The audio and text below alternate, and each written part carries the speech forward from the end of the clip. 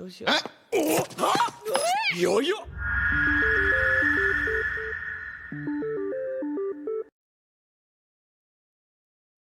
What is up, YouTube? Blackwell here for another Blackwell Blabber. As the spring season comes in, we come to an end of another season of Super Sentai. And before we move on to the next, let's take a look at Kikai Sentai Zenkaiger. I already did a review of the first 5 episodes, so this will be a review of the season as a whole. We'll split this into 3 sets using the 3 types of characters, and then a final review for Zenkaiger as a whole. So let's begin. Setsume Zenkai! Also, spoiler alert, so if you don't care, continue. Zenkaiger is an anniversary season that comes across as a fusion of Gokaiger and Zyuohger, that somewhere down the line forgets that it is. Like Zyuohger, it has 1 human character and 4 characters of a different species as the main Sentai. But unlike the former, this season uses machines that can't emote visibly that become extra heroes. Extra heroes being a term for Sentai members that don't fit in with their design. Like Sieg John from Go-Go 5 movie, or Signal Man from Car Ranger. Kaito is our protagonist, Zenkaiger. He can easily be described as Lucky from Q Ranger and Yamato from Zyuohger. He's a Genki adult with an annoying catchphrase and parental issues. At least his are relevant to the plot and not thrown in at the end to make it more interesting. Zuran is the sometimes wise old man of the group, fitting as he's a dinosaur guy. Gaon is a self-hating Kikai-noid, obsessed with cute things that uses beasts. Majin is a shy, weird girl you find in school who uses fortune-telling and magic. And Vroom is just a book-loving nerd who's bullied by Tochi Tendo too much and is based on machines. They each have their moments to shine, especially that nostalgia episode where they realize their lives are better than what they started out. But as the story is more focused on Kaito, we don't get to see them do a lot without him. And sadly, Kaito doesn't develop much beyond what he started as. Zuran opens an opportunity when they're tied together in the 5th episode, but that's about it. We also get a 6th ranger in Zox, a pirate looking to save his little brothers from a curse. He adds some personality to the team, but still isn't who saves the show. That title goes to someone else. Also, if you hadn't noticed, these 6 rangers are showing up far more premature than the last. Like, at least wait until the end of the 10 episodes. The villains in the show are Toji Tendo, a robot dynasty that has sealed away other dimensions and gears. Their leader is Boku Os, a statue on the wall just like the Org Master from Gao Ranger. And until episode 48, he is. He's also like Genus, since he at least stays the main villain from start to finish. By his side is Gege, a robotic bird that misleads the audience into having a larger role later on. The second in commands are Ijirude, the scientist who did nothing original, and a field general who is strong but does nothing, Barashitara. Beneath them is the real saving grace of Zenkaiger, Stacy, aka Stay Caesar, aka Satoshi. Ijirude, being a plagiarist who stole everything they had from the Zenkaigers, was a good detail in an ironic sense. Despite being a robot, his mind is far inferior to the imaginations of Kaito's parents. Barashitara comes across as the guy who would have his own agenda.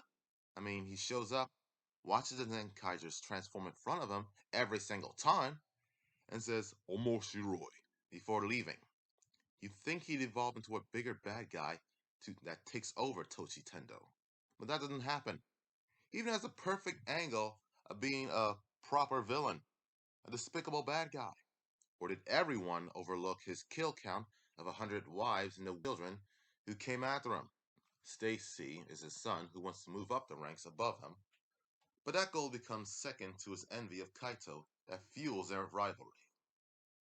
And I also enjoyed Stacy's development and turmoil as he bonds with Yatsude, and how Kaito starts wanting to help him, especially after that body swap episode where he learns that Stacy is a loser.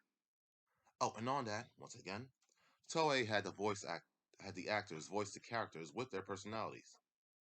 Not having the actors try and change their voices to match the personalities feels like an admission of laziness. They did it right in Maji Ranger.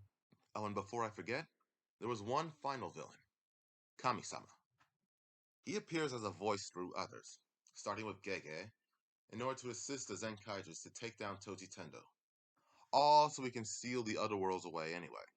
His appearance near the end of the story was dumb. Why bring in a new character that late in the game to become the final baddie when you got a talking bird to perform that trope? I mean, Gege was competent enough to see Kaito through Stacy in the aforementioned body swap episode. Even worse, Kami-sama's final battle becomes so anticlimactic, even more so than the easily resolved battle with Bokwaltz in the previous episode. I really didn't like Bokwaltz either. Like, you see me talking about how other characters in this show could have overtaken his position because he kind of sucks. It's not even that funny. The last group are the supporting characters. Yatsude is Kaito's grandmother and owner of the colorful shop. She provides emotional support for Kaito and the others, the former especially after he lost his parents. Sei-chan is the support robot, who also paralyzed Gege in appearance. And finally, we have Kaito's parents, Isao and Mitsuko, two scientists captured by Ijirude to design his inventions. They become a goal for Kaito to search for, half completed when Mitsuko escapes thanks to Stacy, and gets put on a bus later on in the next episode. But with their reveal comes the arrival of Hakaiser, a heroic villain who gleefully spouts Zenryoku Hakai while fighting the Zenkaigers. He also adds some freshness, treating Stacy with some decency, which adds to the conflict later when Hakaiser turns out to be Isao cybernetically fitted. It leads to such a heartwarming moment, before he gets put on a bus looking for his wife and magically returning at the last episode. With that, we come to an end. Overall, I felt Zenkaiger to be boring. Like, too boring. Like the 1981 Spider-Man cartoon show boring. So few interesting things happen to get me fully invested, and the only risks taken are COVID related. It doesn't help that the cease and desist letter to TV Nihon cut me off from a reliable source. I wouldn't exactly recommend Zenkaiger to anyone, but I wouldn't demonize it either. Like, it didn't enrage me.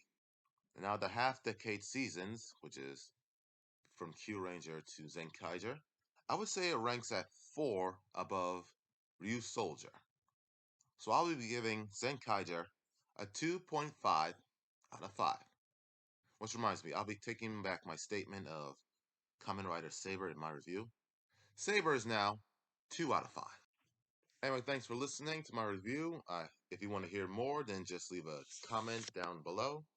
Like and subscribe as well if you want to hear more.